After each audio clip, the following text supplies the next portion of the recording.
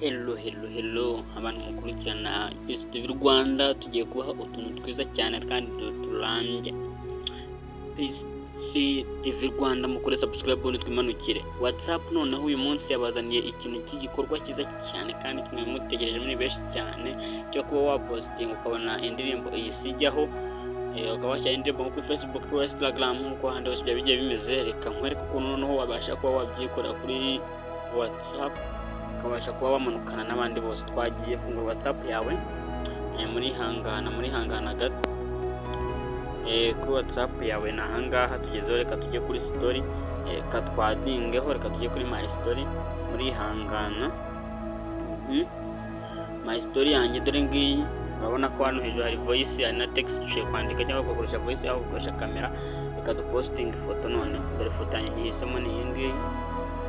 Wita noneho uza hano hantu, akamanze mabereke aha Polo, aha kano kantu ka music akaba ariko ukanda aka imaze kugakandaho,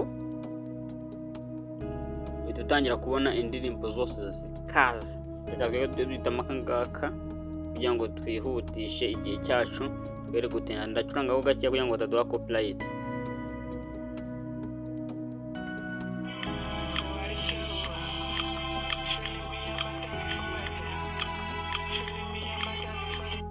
Ndakeka mwabibonye, ubundi tugakanda hano kuri kano kantu,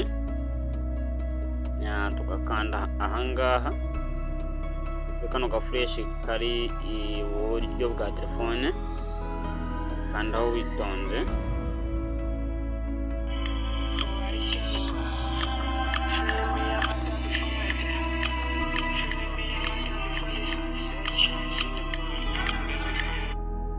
Urabona ko iyo yagiyeho n'undi nta kintu cya gisigaye.